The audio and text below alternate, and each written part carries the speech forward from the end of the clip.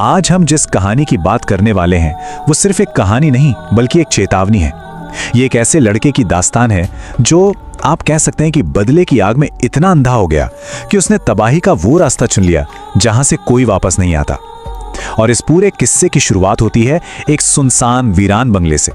तो चलिए इस कहानी की शुरुआत करते हैं एक अघोरी की इसी डरावनी चेतावनी के साथ। सोचिए, ये शब्द सिर्फ एक सलाह नहीं थे बल्कि उस भयानक भविष्य की एक झलक थी जिसकी तरफ सुमित, हमारा हीरो या कहे विलन, अनजाने में ही सही लेकिन कदम बढ़ा रहा था। एक ऐसा सफर जो उसे हमेशा हमेशा के लिए बदल कर रख देने वाला था। कहते हैं ना, हर बड़े अंधेरे की शुरुआत एक छोटी सी चिंगारी से होती है। सुमित के लिए वो चिंगारी थी एक टूटा हुआ दिल। तो चलिए देखते हैं कि कैसे एक हंसता खेलता आम सा कॉलेज का लड़का अपने दर्द और गुस्से के चलते उस अंधेरे में उतरता चला गया जिसने आखिरकार उसकी पूरी जिंदगी ही निगल ली। जब सुमित के दोस्त अर्जुन और नैना उससे मिलने के लिए उसके पुराने बंगले पहुंचे तो वो उससे देखकर सचमुच सन्न रह गए।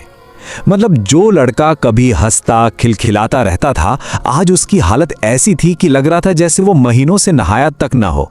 उसकी आंखें बिल्कुल वीरान थीं और वो जैसे पूरी दुनिया से ही कट चुका था। और जानते हैं, यही बदलाव इस कहानी का पहला खतरनाक संकेत था। तो सवाल ये है कि भाई सुमित इस हालत तक पहुंचा कैसे? सच तो ये है कि ये सब कुछ बहुत तेजी से हुआ। वो एक आम छात्र था, पारुल नाम के एक लड़की से बेहद प्यार करता था। एक पार्टी में उसने हिम्मत जुटाकर अपने दिल की बात कह दी, लेकिन जानते हैं जवाब में क्या मिला? एक जोरदार थप्पड़ और सबके सामने जिल्लत। पारुल ने चीख कर कहा, जितने के घर में तू रहता है ना, उससे महंगे घर में तो मेरे नौकर रहते हैं। बस यही वो पल था जब प्यार की जगह नफरत ने ले ली और सुमित अंधेरे की तरफ मुड़ गया। और देखिए, जब दिल में सिर्फ और सिर्फ बदला लेने की आग जल रही हो तो इंसान को सही और गलत का फर्क कहाँ नजर आता है। सुमित ने भी वही किया। उसने इंटरनेट पर एक ऐसा रास्ता खोज निकाला जो उसे बेहिसाब ताकत तो दे सकता था, लेकिन उसकी कीमत बहुत बड़ी थी। तो इंटरनेट पर सुमित को एक वीडियो मिला कर्ण पिशाचिनी के बारे में। ये एक ऐसी सिद्धि थी जो इंसान को मनचाही शक्ति दे सकती थी। वीडियो में बताया गया था कि पिशाचिनी आपके हर हुक्म को मानती है, लेकिन उससे बुलाने की प्रक्रिया वो जरा भी आसान नहीं। लेकिन बदले की आग में जल रहा सुमित इस वादे में छिपे खतरे को देख ही नहीं पाया। उसे तो बस अपनी मंजिल दिख रही थी। अब इस काले ज्ञान की तलाश में सुमित ने घर पर झूठ बोला।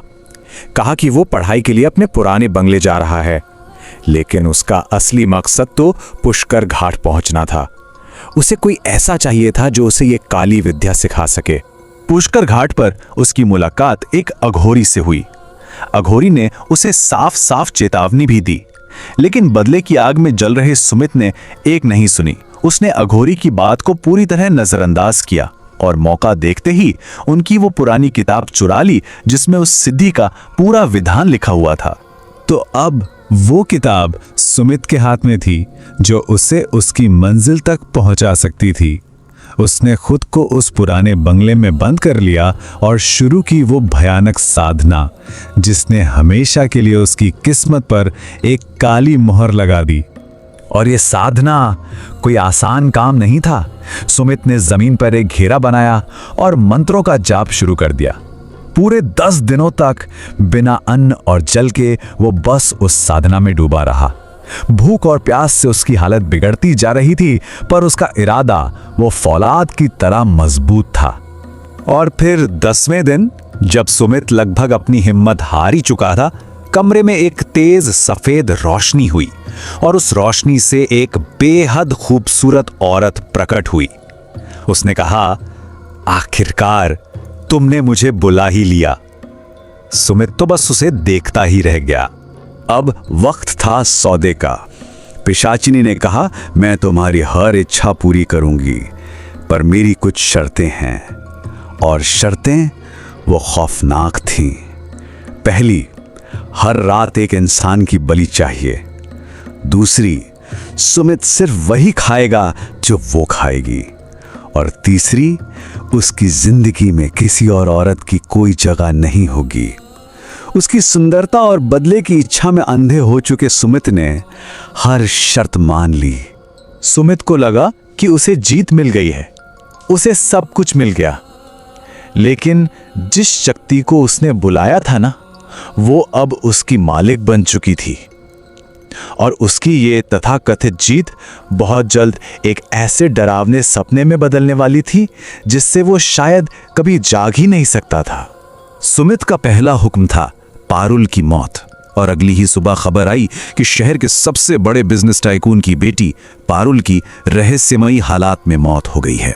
सुमित की पहली ख्वाहिश पूरी हो चुकी थी, लेकिन ये तो बस शुरुआत थी।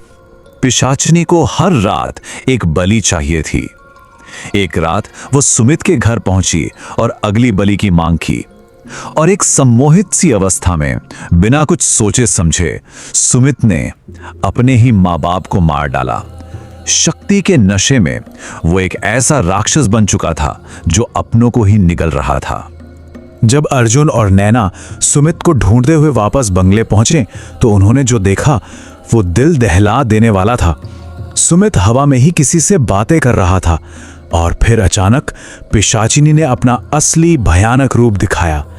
सुमित ने उन पर हमला कर दिया और वो दोनों किसी तरह अपनी जान बचाकर वहां से भागे। कहानी अब अपने अंत की ओर बढ़ रही थी।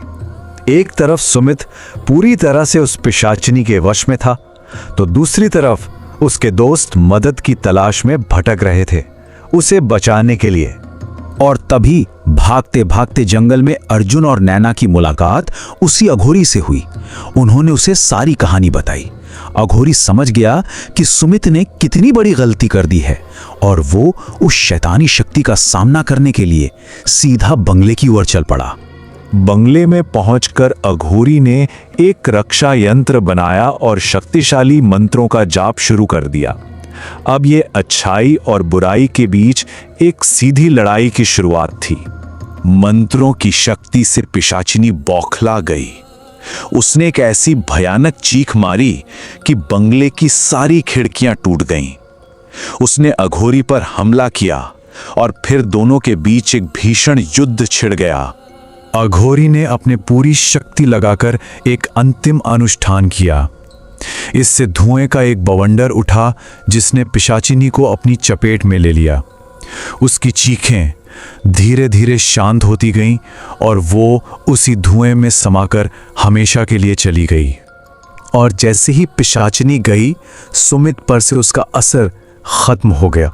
उसे होश आया और फिर एक एक करके उसे अपने सारे गुनाह याद आ गए। ये एहसास कि उसने अपने ही माँ बाप को मार डाला है उसे पूरी तरह से तोड़ कर रख गया। वो जमीन पर गिरकर फूट फूट कर रोने लगा।